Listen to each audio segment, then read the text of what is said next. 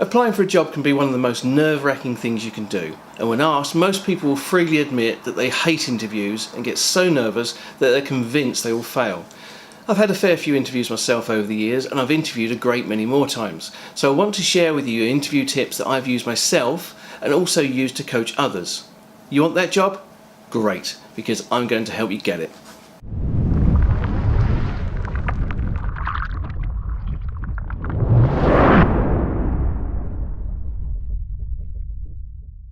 A successful interview relies on several elements coming together and making you stand out from the other candidates, from pre-interview preparation and initial impressions to coming across with confidence and being in the correct mindset to answer any questions.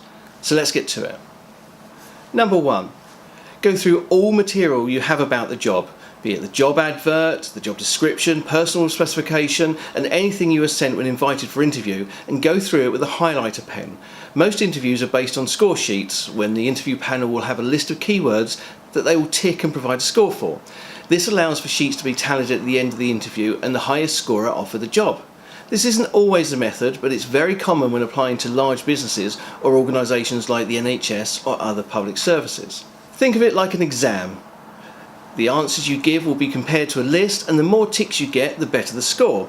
The keywords they're looking for are almost always buried in the advert and job description, so highlighting important words and sentences can guide you for the answers that you should give. Number 2. Practice calm breathing for a few days before the interview. Get used to taking 3 slow, deep breaths in through the mouth and out through the nose, relaxing your whole body as you do so. Get in the habit of being able to do this whenever you need, so you can use the technique while seated, waiting to be called in for the interview. Avoid squeezing your hands together while waiting to be called in. Not only does this encourage your muscles to cramp up and your stress hormones to rise, but you risk having a soggy, sweaty hand to shake the interview panel's hands with. Not the perfect start of the meeting. Number 3. Prepare excellent answers for the 2 most fundamental questions that virtually every interview panel will ask. Why do you want this job? And why should we choose you? Make sure your answers are not generic, such as stating that you're hardworking. That should be a given. Do your research about the company, and then you can answer with specific questions about exactly what appeals to you about their company. This could be customer reviews, its support of charities or environmental issues, or the fact that they are a market leader and you want to work for a company that is considered the best in its field. Interview panels also like personal reasons for wanting to work with them. Examples would be that you have a friend that works there and highly recommends it, or that you've been a customer for years and have always been pleased with the product or service and want to be part of the team that treats its customers so well. Number 4. Have some questions prepared beforehand to ask them. Don't fall into the trap that some candidates do, that after answering the main questions, the final question is, "So, do you have any questions for us?" And then you simply say, no, I don't think so. This just comes across that you've not really thought about the job and your future at that company. You're just looking for a job, not specifically their job. Number 5. Make sure your grooming is on point. Everyone else who has also been invited for interview will have showered, shaved and styled their hair, so you need to go the extra mile. Don't neglect the details that the interview panel will notice, albeit subliminally. Trim and sand your fingernails, and if necessary use a nail cleaning tool to remove any dirt from under the nails. Use clippers or a razor blade to neaten the edges of your hair along the neckline and trim any stray hairs from your ears or nose.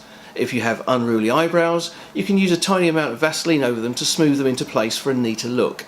These may seem like minor details, but people notice them. Also, you don't want to get an attack of the nerves during the interview when people are watching your face by suddenly thinking, "Oh bugger, do I have a stray hair hanging out my nose? Is that what everyone's staring at?"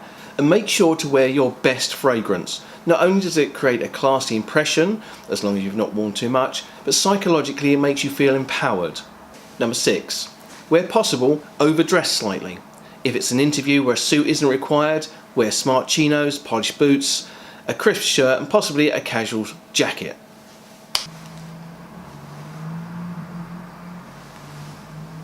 If everyone will be wearing a suit, make yours stand out with a pocket square that complements your tie and perhaps a tie pin. If you have a suitable shirt, wear one that requires cufflinks. Remember, sometimes it's the small details that set you apart from those around you. And just as crucially, be prepared if the panel comments on how well dressed you are. If they do, casually tell them that this job is important to you, so you put in extra effort in the hopes they would notice.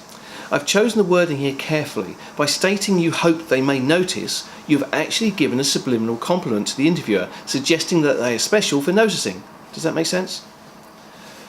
Number 7. Have cash in your wallet.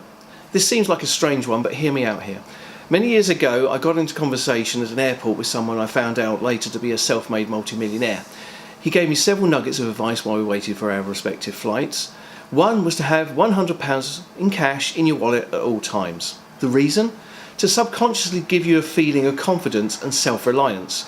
While many of us carry credit cards that give us access to thousands of pounds at a moment's notice, that is just access to debt. Having cash on you, even when you don't need it, is surprisingly empowering. And of course, you don't need to do it all the time. You could take the cash out and put it in your wallet while telling yourself you're in control the day before the interview.